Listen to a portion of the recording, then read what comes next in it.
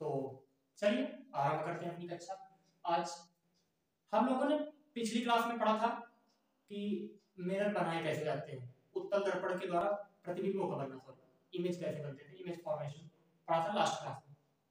आज हम पढ़ेंगे उत्तल दर्पण द्वारा प्रतिबिंबों का बनना। ये छूट गया था उस दिन, मेरे दिमाग में नहीं रहा, आज बता देता हूँ। दो ही कंडीशंस होती हैं, आप यहाँ देख पा रहे हैं। पहली condition, when body is between infinite and C, मतलब क्या है, जब वस्तु अनंत और वक्रता केंद्र सी के बीच में होती है उत्तल दर्पण में, तब प्रतिबिंब कहां पर बनता है। एक ही स्थिति है, आप जान लीजिए, दर्पण के दूसरी तरफ बनेगा। पहली बात तो ये फोकस और ध्रुव के बीच में बनेगा। प्रतिबिंब बहुत छोटा बनता है, आभासी बनता है, सीधा बनता है और बहुत छोटा, वस्तु से बहुत छोटा बनेगा। ठीक है, दर्पण से पीछे बनता है। इंग्लिश में अगर कहें, बैकवर्ड टू द मिरर, ठीक, between P and F means pole and focus, virtual and very small to the object। और बात करें, इरेक्ट बनता है, सीधा बनता है। इसका मतलब होता है, बस ये कंडीशंस हैं। एक कंडीशन और जो भी है, सारी कंडीशन में यही इमेज बनेगा। बस एक कंडीशन है, अगर दर्पण में जो वस्तु है, वस्तु को जब दूर ले जाते हैं मुख्य अक्ष से, सेकंड कंडीशन की बात कर रहा हूं, तो इतना दूर कर दें कि वो अनंत पर ले जाए, और जब वस्तु अनंत पर चली जाएगी तो उसका प्रतिबिंब कहां पर बनेगा, फोकस पर। और फोकस पर जब प्रतिबिंब बनेगा तो वो कैसा होगा, वस्तु तो बहुत बड़ी हो गई, प्रतिबिंब इतना छोटा सा, एकदम पॉइंट साइज, नन्हा सा मुन्ना सा, एकदम बिंदुवत बनेगा, फोकस पर बनेगा, सीधा बनेगा, आभासी बनेगा, दर्पण के पीछे बनेगा। ये हमने डायग्राम नहीं बनाया है, ये आपने यहाँ प्रतिबिंब देखा है। अनंत वाली स्थिति में एफ पर ही बन जाएगा, जितना बड़ा पॉइंट रखा है इतना ही बड़ा। तो मैंने बनाया नहीं, बिकॉज आप जानते हैं व्हाइट बोर्ड है, स्लाइड तो है नहीं, खसकाऊंगा तो जगह है नहीं, बार बार रफ करना पड़ेगा। आई होप आप बना लोगे। ठीक, ये हुआ है दर्पण के आपके प्रकार, उत्तल दर्पण में प्रतिबिंब की स्थिति कंप्लीट। बात कर लेते हैं उत्तल दर्पण के कुछ प्रयोग हैं। अब दर्पण के प्रयोग पढ़ लेंगे हम लोग, इसके बाद आगे चलेंगे लेंस की तरफ। उत्तल दर्पण के प्रयोग की अगर हम बात करते हैं तो उत्तल दर्पण का प्रयोग कहां पर होता है। उत्तल दर्पण ये क्या करता है, पहली बात तो उत्तल दर्पण किरणों को फैलाने का काम करता है। तो अब आप बता दीजिए कहां पर फैलाने का काम होता है किरणों को। तो आप देख पा रहे हैं गाड़ियों के साइड मिरर में, गाड़ियों के साइड मिरर में आप देखते हैं, आप बाइक चलाते हैं, बगल वाला जो आपका वो शीशा लगा रहता है दोनों तरफ, पीछे ट्रक भी आ रहा है। अब ट्रक का तो आकार इतना बड़ा होता है, आपकी बाइक के शीशे में जो इतना बड़ा दिखा देता है, उत्तल दर्पण का काम है। ठीक है, तो आपको ये बात समझ में आई, उत्तल दर्पण का काम क्या है। और अगर बात करें डबल डेकर बसेस जो होती हैं, डबल सीटिंग वाली, तो ड्राइवर के सामने जो एक लेंस लगा रहता है, सॉरी दर्पण लगा रहता है, वो वहां से ऊपर बैठे यात्रियों को भी देख लेता है यहाँ पर। तो यहाँ पे भी क्या होता है, छोटी चीज में आकर बदल देता है। ठीक है, तो ये इमेज का काम करते हैं। सोडियम परावर्तक लैंप जो होते हैं, ये कहाँ पर एक्चुअली रोड लाइट वाले लैंप जो होते हैं, आपने देखा होगा रोडों पर लैंप लगे रहते हैं। तो इन लैंप्स में भी आप किरणें देखते हो, फैला देते हैं कि नहीं फैला देते हैं, है? जैसे गाड़ी का आगे वाला है, तो मान लो हेड बाइक का हेडलैम्प वाला, तो आगे जहां से लाइट जलाते हो, अपनी लाइट ऑन करते हो बाइक वाला, देखो जब यहाँ जलाते हो किरणें कितना फैला देता है। ये सब क्या है, अवतल दर्पण। इसके बाद अवतल दर्पण के बाद, सॉरी उत्तल दर्पण था, उत्तल दर्पण के बाद अब हम लोग अवतल दर्पण की बात करेंगे। जितना बोल गया मैं उत्तल दर्पण का, बार बार अवतल अवतल निकल रहा है। वो अवतल दर्पण की अब बात कर लेते हैं, क्या होता है अवतल दर्पण में। अवतल दर्पण का प्रयोग दाढ़ी बनाने में, हजामत में, जानते हो नाई के यहाँ आप लोग सभी लोग जानते होंगे, तब तो कहते हैं ये वाली नहीं, ये वाली कटिंग काटो, किनारे वाली, बिल्ली पंजा मरवा दोगे, ये वो तरह तरह के स्टाइल करते हो।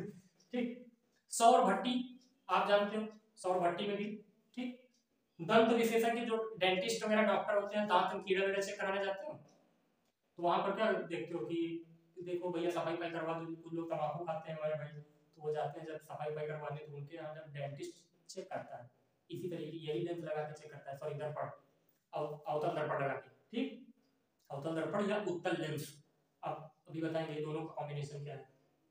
दूरबीन में भी प्रयोग होता है, आप जानते हो दूरबीन तो जानते ही हो। छोटे में तो बहुत छोटी छोटी चीजों को देखते थे। दूरबीन में बाइक हेडलैम्प में भी यूज होता है। बाइक हेडलैम्प अभी मैंने पहले ही बताया, अवतल दर्पण का प्रयोग होता है। सोलर कुकर में भी यूज होता है। क्यों? सोलर कुकर में क्या होता है, सोलर कुकर में यूज करने से ये फायदा होता है कि किरणों को समेटने का काम करता है। अब सूर्य की किरणें पूरे तरीके से फैल रही, हर तरफ फैली, ये किरणों को कन्वर्ज करता है। कन्वर्ज करने के बाद एक ही जगह जब फोकस देता है, मान लो हर तरफ से मुक्का पड़ रहा खाली तुम्हारा गाल में गाल पे, तो ये गाल तुम्हारा खत्म हो जाएगा ना। उसी तरीके से आग मिलती है एक जगह, जलता है, खाना जल्दी पक जाता है। निकट दृष्टि दोष, निकट दृष्टि दोष में भी इसका प्रयोग किया जाता है, निकट दृष्टि दोष के निवारण हेतु अवतल दर्पण का। उत्तल दर्पण का हो सकता है कुछ लोग कंफ्यूज हो गए होंगे, मैं फिर से बता देता हूँ, एक्चुअली मेरे दिमाग से पता नहीं क्या हो गया, स्किप हो गया। उत्तल दर्पण का प्रयोग कहाँ पर करते हैं? गाड़ियों के साइड मिरर में, मैंने पहले ही बताया। ठीक, गाड़ियों का साइड मिरर आप जो जानते हो, बाइक चलाते हो, बाइक में बगल में दो शीशे निकल देते हैं, वो जो आपका दर्पण है वो कैसा है? उत्तल दर्पण है।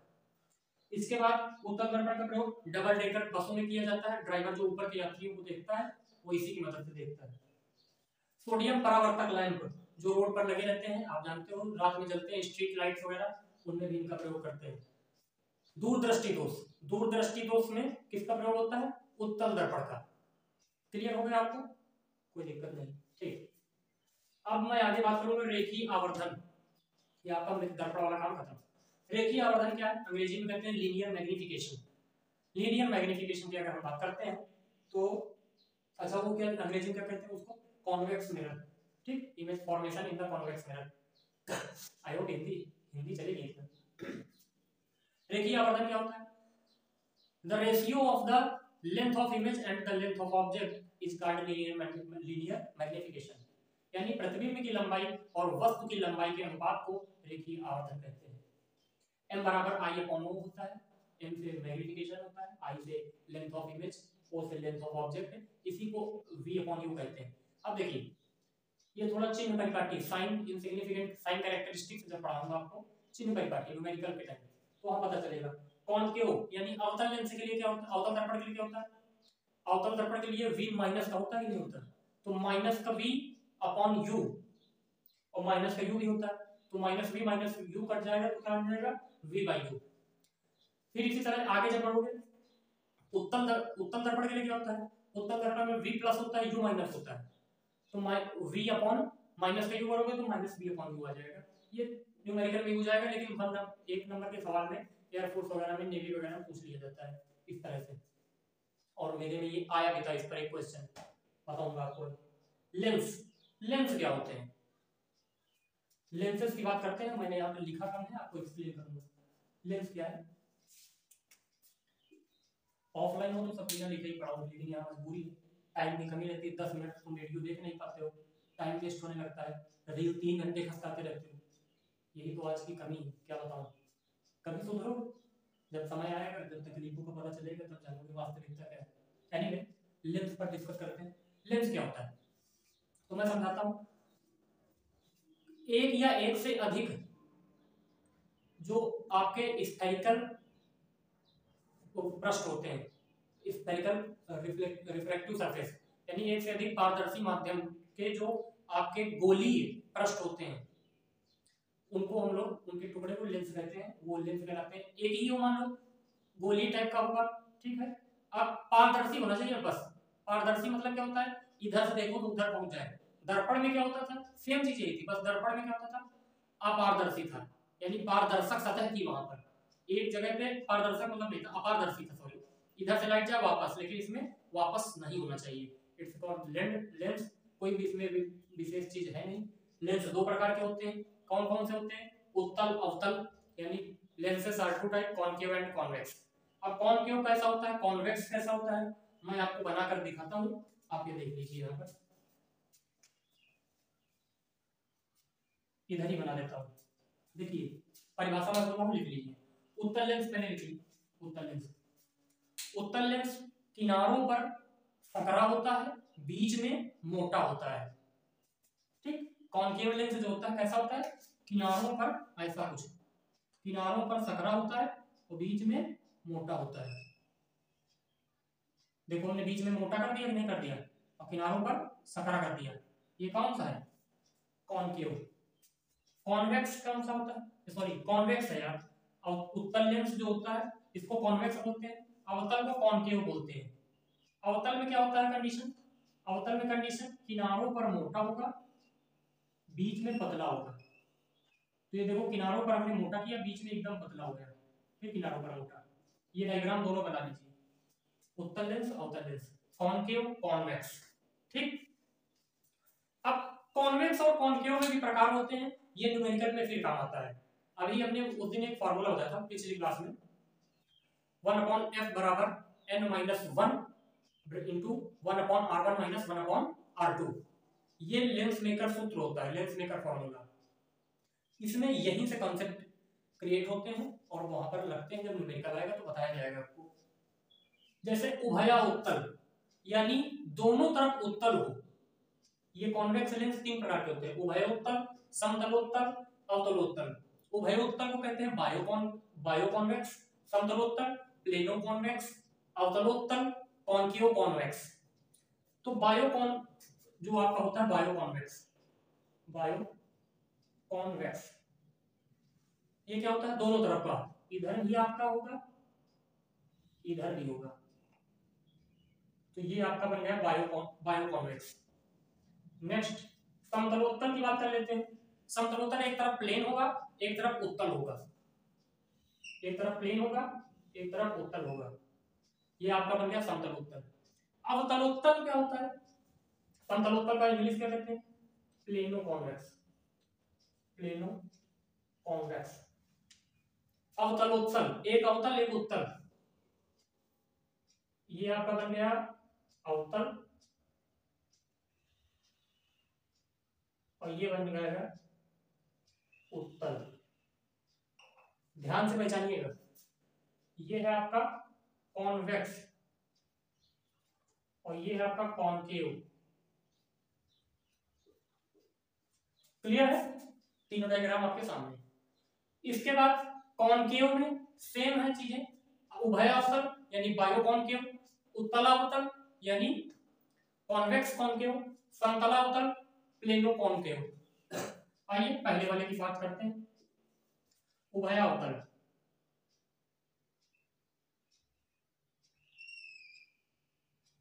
दोनों तरफ अवतल ही बनेगा।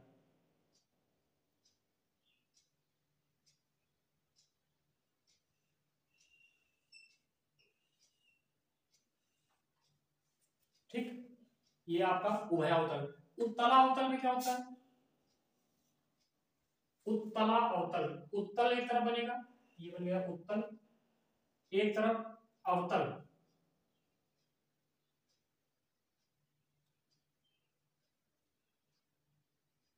उत्तला अवतल नहीं होता, ये होता है अवतला उत्तल, अवतला उत्तल। अवतला उत्तल मतलब होता है कॉनकेवो कॉन्वेक्स। तो अवतल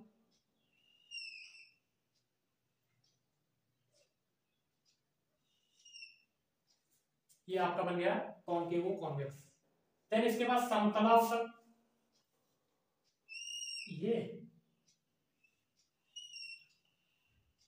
ये बन गया आपका प्लेन, ये बन गया कॉन्वेक्स। तो ये समतला अवतल हो गया। ये आपके कंप्लीट हो गई चीजें। नेक्स्ट लेंस की क्षमता की बात कर लेते हैं।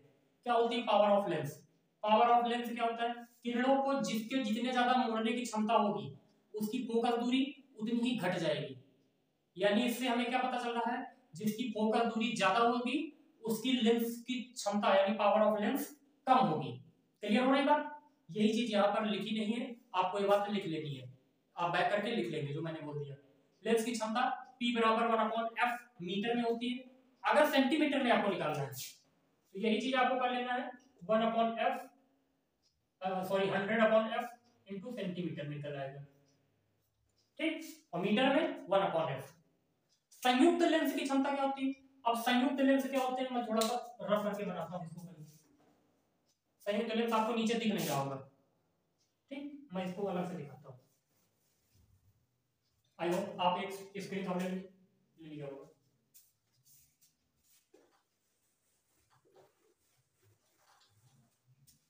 देखिए संयुक्त लेंस मान लीजिए एक लेंस ये हो गया, एक ये हो गया, ये एक दूसरे से x दूरी पर रखे रहते हैं x। तो इसकी क्षमता क्या होती है, इसकी क्षमता हो जाएगी P बराबर क्या हो जाएगी, P बराबर P1 plus P2 minus x into P1 plus P2 into P1 into P2। x दूरी, जितनी दूरी है इसको डिक्रीज कर दिया जाता है P1 P2 लिख के। तो ये आपका फॉर्मूला हो गया। अब आज की क्लास यहीं पर समाप्त करते हैं। अगर आपको वीडियो अच्छा तो आप अपने साथियों में इसको शेयर कीजिए, हमारा चैनल सब्सक्राइब कीजिए अगर आप नए हैं तो, और हमें सहयोग कीजिए। आप हमें थोड़ा सा सपोर्ट करेंगे तो मैं भी प्रोत्साहित होकर के आपको अच्छे से अच्छा कंटेंट डिलीवर करूंगा। ठीक है, तो